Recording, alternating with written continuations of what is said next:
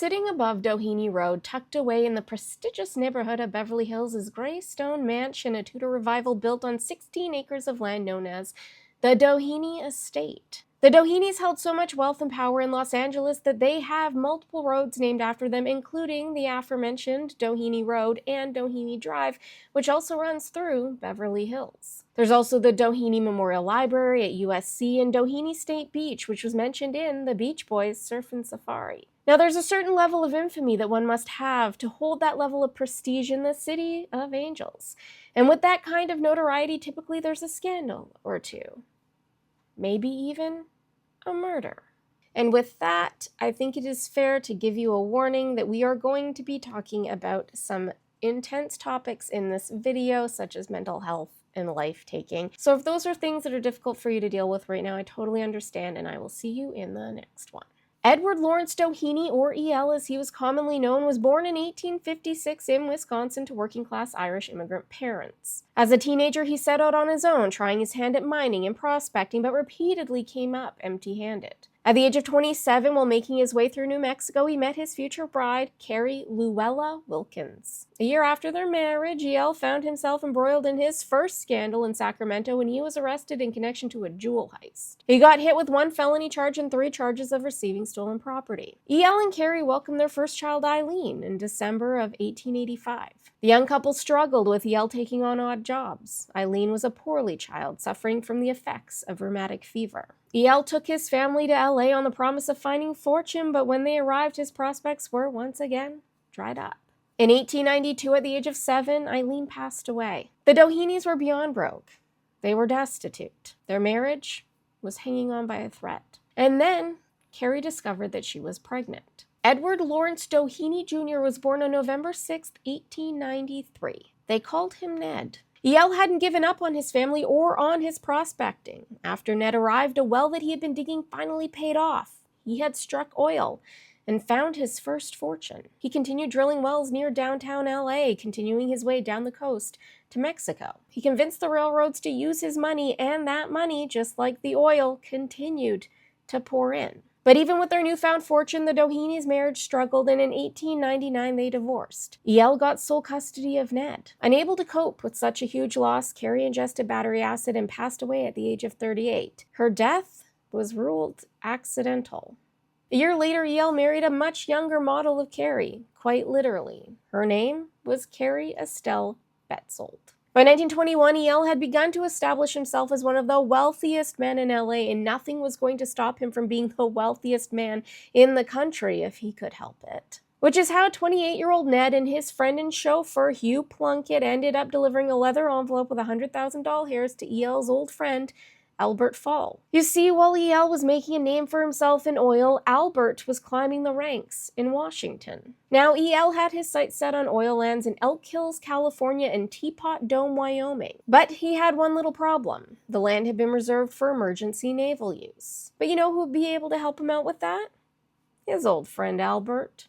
But see, the problem, well, besides the land being marked for military use, was that Albert, he wasn't the slyest cat on the block, and people started noticing his newfound wealth. I mean, E.L. did gift him the equivalent of $1.8 million today. When drilling equipment started showing up on that military land, people began putting 2 and 2 together. You know what they say? It's never just pancakes. As the government began digging into old Albie's finances, the Dohenys carried on with business as usual, and in 1926, Ned married Lucy Smith of Pasadena. E.L. gifted them 12.58 acres of land in Beverly Hills. They began construction of Greystone Mansion in February of 1927. Around this time was when the courts discovered E.L.'s generous gift to Albert. It also turned out that E.L. wasn't the only one lining Albert's pockets. He had been accepting bribes from Harry F. Sinclair of Sinclair Oil as well.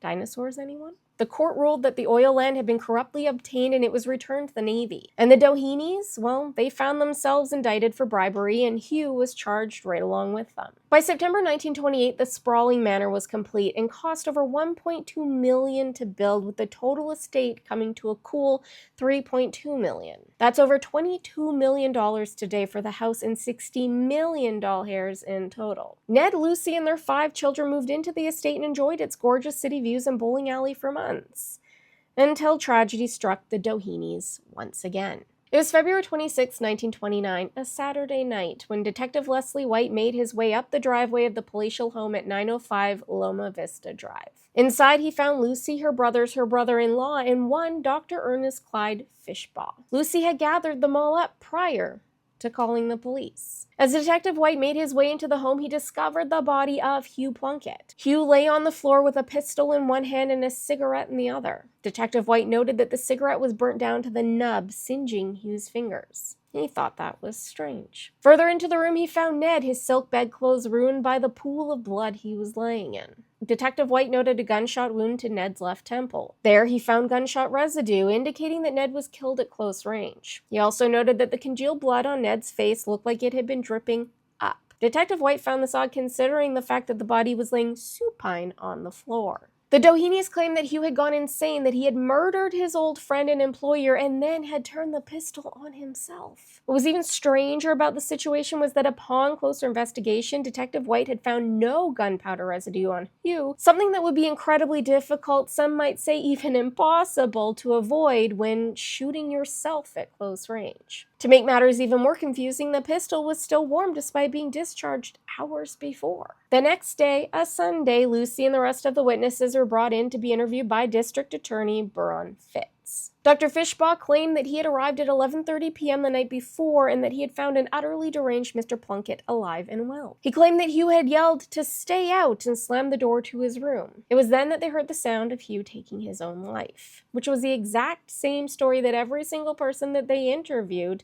told. Their stories were too alike. To Detective White, they sounded rehearsed. Not only that, but when he had dusted for prints, the pistol had none. How was that possible? He also didn't understand how the weapon was still so warm hours after being used. He tried to recreate the scenario of firing off round after round, but still he could not get the weapon to retain the level of heat that he had felt the night before. Despite all of these very obvious inconsistencies, Detective White was the only one who didn't believe that Hugh had committed the crime. Despite years of friendship, loyalty, and servitude, the Dohenys continued to accuse Hugh of being a deranged killer, and so the narrative carried over to the media. They said that Hugh had been sick. His teeth were bothering him. He had a scalp infection. His divorce had pushed him over the edge. By Tuesday morning, when Detective White arrived at work, the case had been closed. Hugh and Ned's death certificates had been signed without an autopsy. Ned's death was never mentioned again in the papers, the story being buried along with his body. The Doheny legacy remained intact, just as intended. Years would go by before it was discovered that the newly elected DA Fitz had been accepting bribes for years, a legacy of corruption that he had inherited from the DA before him, who had, ironically, taken a $100,000 bribe from an oil company, an incident that would lead to his indictment and to an empty seat for Fitz to snatch up.